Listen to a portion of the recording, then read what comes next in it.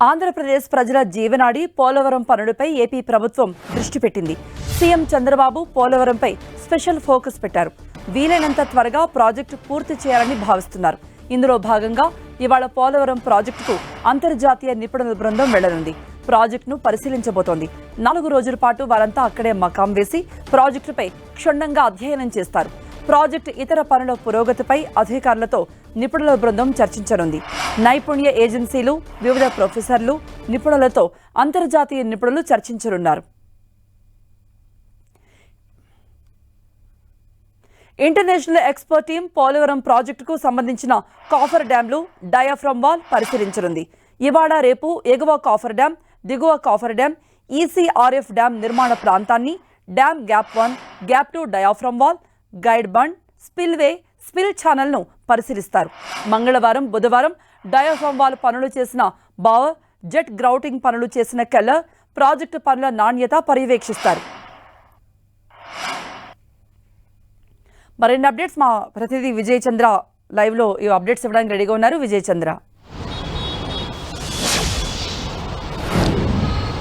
ఆంధ్రప్రదేశ్ ప్రజలకు ఎంతో ముఖ్యమైనది జాతీయ ప్రాజెక్టు ఏంటంటే పోలవరం ప్రాజెక్టు. ఈ పోలవరం ప్రాజెక్టు ఇన్నేళ్లుగా 10 సంవత్సరాలుగా దాదాపు దాని నిర్మాణం కొనసాగుతూనే ఉంది. ఈ నేపథ్యంలో దీనికి సంబంధించినటువంటి ఏ విధంగా ఆ పనులు వెనకబడ్డాయి, అంతేకాకుండా నిర్మాణ లోపాలు ఏమిటి, ఈ డయాఫ్రమ్ వాల్ కొట్టుకుపోవడానికి కారణాలు, వీటన్నిటిని కూడాను ఎక్కడెక్కడైతే కనుక లోపాలు ఉన్నాయో దాని మీద అధ్యయనం చేసేందుకు నిపుణుల బృందాన్ని విదేశాల నుంచి ఏపీ ప్రభుత్వం పిలిపిస్తోంది. దీనికి సంబంధించినటువంటి ఏర్పాట్లన్నింటినీ అధికారులు చేశారు. ఈరోజు ఉదయం 10 గంటలకు దీనికి సంబంధించినటువంటి నిపుణుల బృందం ఏదైతే ఉందో అమెరికా, కెనడా నుంచి వచ్చేటువంటి నిపుణుల బృందం ఈ ప్రాజెక్టును పరిశీలిస్తారు. ఈ నిపుణుల బృందంలో చూస్తే కనుక అమెరికా నుంచి వచ్చేటువంటి డేవిడ్ బి పాల్, ఈయనతో పాటు కెనడాతో వచ్చేటువంటి రిచర్డ్ డొనెల్లీ, అలాగే యుఎస్ఏ నుంచి వచ్చేటువంటి ఫ్రాంకో డి, కెనడా నుంచి వచ్చేటువంటి సీన్ హిచ్బెర్గర్, వీరితో కూడినటువంటి నిపుణులు 4గురితో కూడినటువంటి బృందం వస్తూ ఉంది. వీరు అక్కడ ఉన్నటువంటి డయాఫ్రమ్ వాల్ను, కాపర్ డ్యామ్ను, ఎగువ కాపర్ డ్యామ్, దిగువ కాపర్ డ్యామ్ వీటన్నింటినీ పరిశీలించడం జరుగుతుంది.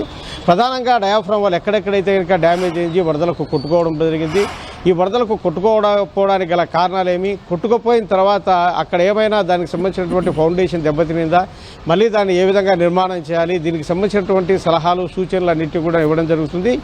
ఈ నిర్మాణానికి సంబంధించినటువంటి పూర్తి స్థాయి నివేదికను వాళ్ళు రేపు నెల 4వ తేదీన ఢిల్లీలో కేంద్ర ప్రభుత్వానికి అందజేయడం జరుగుతుంది. అంటే దీనికి సంబంధించినటువంటి నిర్మాణం జరిగిన పనితీరునంతటిని కూడాను టాప్ టు బాటం వాళ్ళు పరిశీలిస్తారు. ఈ ఫోటో గ్యాలరీస్ అయితేనేవి, నిర్మాణం చేసేటప్పుడు ఉపయోగించినటువంటి మెటీరియల్, దానికి సంబంధించినటువంటి వివరాలు, ఏ విధంగా నిర్మాణం చేశారో వీటన్నిటిని కూడాను ఇక్కడ ఈ నిర్మాణంలో పాల్పంచుకున్నటువంటి ప్రభుత్వ అధికారులందరూ, ఇంజనీరింగ్ అధికారులు వారికి వివరిస్తారు.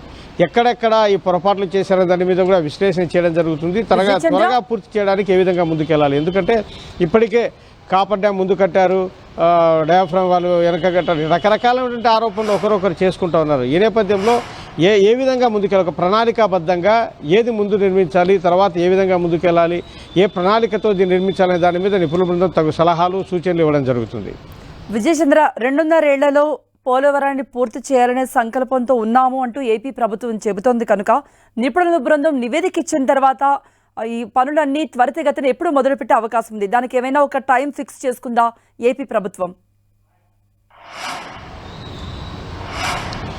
పోలవరం ప్రాజెక్టు నిర్మాణానికి చూస్తే గనక గడిచిన 10 సంవత్సరాలుగా కేంద్ర ప్రభుత్వం నుంచి వచ్చేటువంటి నిధులైతే గనక సక్రమంగా రానటువంటి పరిస్థితి.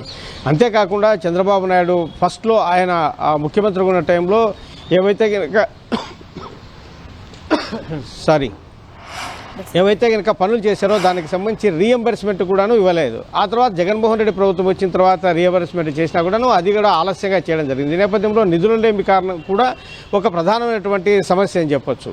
ఈసారి మళ్ళీ యూపీఏ గవర్నమెంట్ వచ్చేటువంటి నేపథ్యంలో చంద్రబాబు నాయుడు ప్రభుత్వానికి కేంద్ర ప్రభుత్వం ఎంతవరకు సహకరిస్తుందనే దాని మీద కూడా ఈ పోలవరం ప్రాజెక్టు 2.5 సంవత్సరాల్లో పూర్తవుతుందా లేదా అనేది మటుకు చూడాల్సినటువంటి పరిస్థితి. ఎందుకంటే ఇప్పుడే రాష్ట్ర ప్రభుత్వ ఆర్థిక పరిస్థితి బాగా ఇబ్బందికరంగా ఉన్నటువంటి నేపథ్యము, సంక్షేమ పథకాలు అయితేనేమి, రెగ్యులర్ ఖర్చులు అయితే వీటన్నిటి కూడాను ఆర్థిక పరిస్థితులు చాలా ఇబ్బందిగా ఉన్నాయి. ఈ నేపథ్యంలో దీనికి సంబంధించిన నిధుల కొరత, దానికి సంబంధించినటువంటి ఏర్పాట్లు ఏ విధంగా ముందుకు తీసుకెళ్లాలి అనే దాని మీద ఆధారపడి ఉంటుంది. అయితే వీరిచ్చే నివేదిక ఏదైతే ఉందో ఈ నివేదిక తర్వాత ఆ ప్రణాళికాబద్ధంగా దీన్ని ముందుకు తీసుకెళ్తారు. రైట్ విజయ్ చంద్ర.